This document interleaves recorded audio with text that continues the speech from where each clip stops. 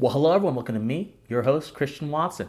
So, my friends, the reaction that ensued after the murder spree undertaken by Peyton Gendron, the Buffalo Tops supermarket killer, was unfortunately quite predictable, and I hate saying that, but this is the political state we live in right now, where the reactions to this stuff are almost as predictable as the consequences of these actions themselves.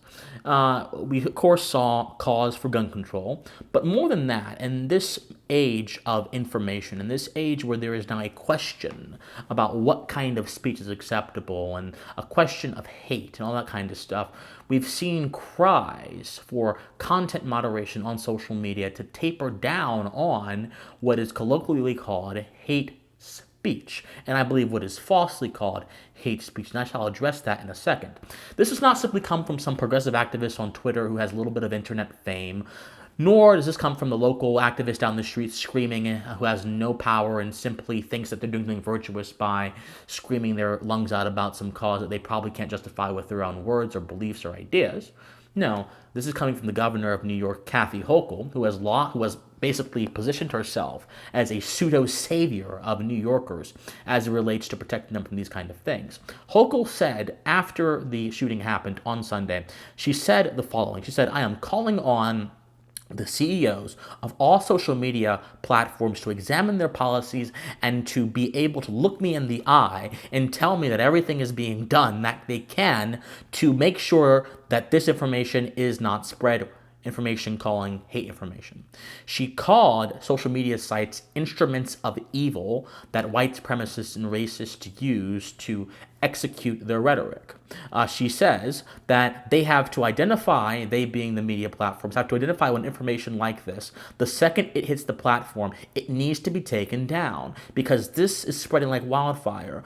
These theories that result in the radicalization of a young person sitting in their house is deeply scary, and I think she meant are deeply scary, and it's something that has to be dealt with, added Hochul, a Democrat.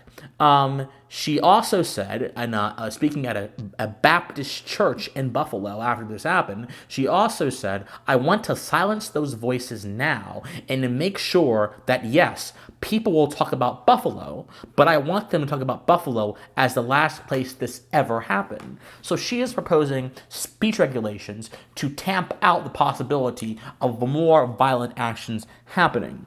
I'll explain the mentality behind this idea in a second because that goes beyond merely the ability to speak. That goes beyond the ability to speak. Then Chuck Schumer, who is unfortunately the majority leader right now, hopefully after the midterms he will not be, he recently said something. He said at the same church in a web conference that Hochul was at, he said, "We must address the disturbing reality that the internet and social media enable purveyors of evil to spread their wicked words to poison the minds of others." And of course, afterwards, Schumer mentions that he is in contact with the highest levels of federal law enforcement to go ahead and pursue action against people who put out hate speech on the internet. My friends, there are a lot of angles to go with here, but I'll just say one thing. I'll say it really clearly. The evil that resides in the hearts of men, not all men, but some men, is not merely a product of speech. It rather is a product of something that is much more deeper, more twisted, less shallow than simply saying speech did it. It's also wise to understand something as well. If you read Gendron's manifesto, which I will not explicitly quote here for content purposes, nor will I link here for purposes as well. But again, it'll be on my locals, christianwatson.locals.com. If you actually read the man's manifesto, he says that websites like 4chan or whatever radicalized him, but that's not where it began. Where it began was seeing people like the Christchurch shooter or Dylan Roof, who shot up a church in South Carolina. He became radicalized by them. And he essentially says if it wasn't for what they did, he wouldn't know what he calls the truth of white replacement theory or whatever. So this killer even says himself that it was the actions of these murderers who already had evil in their hearts that inspired him. The social media websites were merely a medium, a vessel by which he learned more. But if he was already inspired by people who had nothing to do with the internet and social media, he would have found a way to get information relating to their actions. This is the fundamental issue. Like attracts like in many cases, and the questing spirit of the human being is not going to stop until it's satisfied. And of course, human beings are never satisfied. This is one of the greatest problems of economics and scarcity, right? The idea that we live in a world of scarce resources, but there are people who want more, and more. And how do you balance the two out? How do you reach the equilibrium? Because people are constantly demanding more. We demand more in our society. We demand more of our products in the store. We demand more sometimes of ourselves sometimes. And we also demand more when we get curious. These are principles confined in the DNA of human nature that go far beyond the internet. So when Kathy Hochul says, I want to make sure things like this don't happen ever again by moderating hate speech or moderating speech on the internet, what she's really saying is she wants to fundamentally transform the human heart, fundamentally tape down and restrict and bind human desire by means of force. Force, my friends, in both physics and politics is not a creative entity. Force is a stopping entity. Force stops things. Force cannot create things. Force cannot instill things. Force cannot instill virtue into the heart, a heart that is ridden with vice. Yet Hochul, being a progressive who believes that life and death springs from the power of the government, or at least her actions signify that kind of worldview. She may not believe that herself, but her actions signify that kind of worldview, does not recognize that the human heart cannot be reached by force. It can only be stopped by force. And we should use force to stop people who would seek to carry out violent acts, regardless of if those acts are racial in nature or not. But what we cannot do is try to instill virtue by restricting the realm of conversation because we happen to believe arbitrarily that certain words are dangerous or certain words will lead to certain outcomes. Because guess what? And this is another problem. The assumption that just because hateful ideas, or what you call hateful ideas, are present, there will be bad outcomes is not founded in reality, because there are plenty of people that believe in white supremacist ideas. There are plenty of people that believe in black supremacist ideas. There's an entire faction of them called the Nation of Islam that are out there loud and proud. And guess what? In proportion to people who actually believe these ideas, you can measure that not all of them, or even most of them, are out there killing people. There are only a radical few of any ideology, by the way, that go out and kill people. The progressive man who shot up the congressional baseball game. Do all progressives want to kill people? Of course not. No, but there are a radical few who do. There is not a direct relationship, in many cases, between an idea being spoken and a certain action being triggered, because all human beings, watch this, all human beings respond to ideas differently. This is what I call the principle of variation, the principle of distinction. It is a natural fact, my friends. It is based in the nature of things, of existence. And this natural fact, my friends, is present in almost every other environment in this world. We see the principle of distinction on display in a river. Rivers have many parts. There's tributaries. There's the part that goes into the estuary. There is the meandering path. There's the Oxbow Lake when the river makes a wrong turn and goes out to die in that area. There is creeks, rills, brooks. There's waterfalls.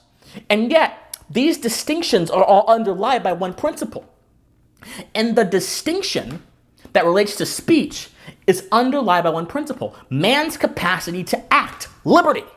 Man's capacity to do things, liberty. When you restrict speech, you're not simply stopping things you don't like. You are restricting the whole of man's capacity to act. And you're trying to bend it to your will. And as I mentioned, force, which would be restricting the speech, does not create anything. It stops something. But even in this age, speech restrictions simply cannot work because man is equipped with the ability to speak, endowed in his human nature. So long as people have minds, so long as people have consciences, and so long as people are able to will their conscience in whatever direction they want to will it in, there will forever be what is called hate speech. But let me give you a more radical proposition, my friends. And I understand this is getting deep, but we have to go deep because these ideas got to be uprooted by the root. Let's give you a more radical proposition. I would say that Kathy Hochul, other than her arguments not acknowledging the principle of variations, her arguments not acknowledging how speech is endemic to mankind and our ability to act and how you can't, and not acknowledging the nature of force, other than all those things, I'm going to say that her argument for social media speech restrictions is logically invalid. Or rather, it's logically valid, but it's logically unsound, rather. So let's look at these two terms real quickly. In the laws of logic, there are two terms, validity and soundness. Walk with me. A argument or a syllogism, is basically an argument, is valid if its premises would have to lead to a true conclusion. So for example, Kathy drives a Buick or a motorcycle. Kathy does not own a Buick, therefore Kathy drives a motorcycle. Whether Kathy actually has either of those in her possession, if that is true, if it is true that Kathy drives a Buick or a motorcycle, then it has to be true. If she doesn't drive a Buick, it's a motorcycle, because that's the only thing allowed in that premise. Therefore, the conclusion would be true. Now, if we investigate and we see that Kathy does not in fact have either a Buick or a motorcycle, that argument is not sound because it is untrue. Similarly, when you say that it is that social media is an instrument of evil because they allow hate speech to happen, so to speak, what you're really saying is that the medium is the cause, and not what is actually proper, which is to say that the cause uses the medium. Cause and effect. It's not even chicken and egg. This is a very clear relationship. The medium is not the cause. The medium is simply the executor. And just like the same medium of social media can be used to execute and spread progressive ideas, means that the same media can be used to execute and spread ideas that you may not like or may be racist. But guess what? It's not the medium that is at fault. Now, you can envision in this world that, let's do a syllogism, okay? Hate speech is seated on social media websites. This guy is doing a social media website. This guy is doing hate speech on a social media website. Therefore, social media created the hate speech or whatever. Okay, so if again the premise is in a world in which that is true, the premises make a logically valid statement, but that is meaningless if it's not sound. The arguments Hochul is making is not sound because the medium has zero impact on the cause. There is an antecedent to the medium. There was already something in the heart of Peyton. There was already something in the heart of Dylan Roof. There was already something in the heart of Frank James. There was already something in the heart of Malcolm X's killer. There was already something in the heart of Dylan Roof. There was already something in these people's hearts that essentially made them go ahead and do this. And regardless of if it would have been banned or not, you would not have been able to change that because the medium is not the cause. And again, this is an example of ignoring the principle of distinctions. Banning speech does not stop racism. It simply allows people to find other avenues to seek a nectar, to seek a source, sustenance for their preconceptions.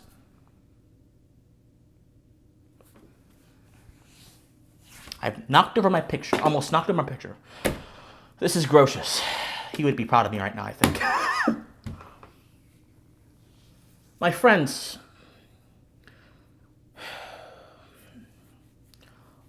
logically unsound arguments, a refusal to acknowledge what is philosophically true. Logic is a language of reality, my friends. And the moment we reject formal logic or any kind of logic whatsoever, whether it's informal or informal, whether you know it in terms of A plus B equals C or whatever, or whether you know it in terms of, you jump off a building, gravity will send you down, whatever. I don't care how you know logic. Logic is a language of reality.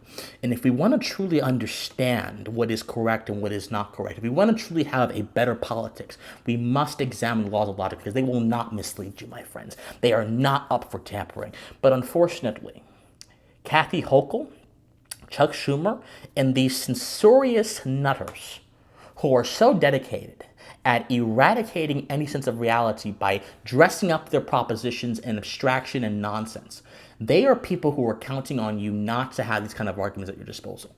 It's shallow reasoning. It's shallow reasoning that opposes the very foundations of this nation and opposes the very foundations of any good sense of morality. My friends, banning speech does not instill virtue because you cannot ban your way to virtue. You have to act your way to virtue willingly. Force is only good as a stopping mechanism. But when force is used as more than a stopping mechanism, it will ultimately not only harm your efforts, but it will also harm people who had nothing to do with what you are talking about. Not everyone who spews hateful ideas is a murderer, yet they are being classified in the same light simply because someone who is associated with them or who is close to them, not associated, close to them, murdered someone. This is called proximity ethics. And as I mentioned in my past videos, proximity ethics is unsound whenever anyone else does it. It was unsound when Kyle Rittenhouse was being called a racist because he's a white guy with a gun, and it's unsound when Kathy Hochul is trying to restrict the faculty of speech by blaming ideas and ideologies for the actions of one guy who took them a little bit too far. My friends, we have to condemn racism and fight it, and fight all forms of collectivism, by the way, not just racism. All forms of collectivism have to be fought. But you don't do that by getting rid of the medium. You do that by attacking the cause. Think on it. My friends, I love you guys so much. If you love me, please support me on Patreon, patreon.com/officialcwatch. Please go to my PayPal. PayPal is officialcwatch@gmail.com. Please go to my locals, christianwatson.locals.com, where you can see the manifesto. Join me on my Discord, which is the conversation down below. Also, be sure to follow me on Twitter @officialcwatson, and be sure to like this video, share this video, subscribe to this channel. This message is dynamite. My friends, love you guys so much, and please stay pensive. Bye, guys.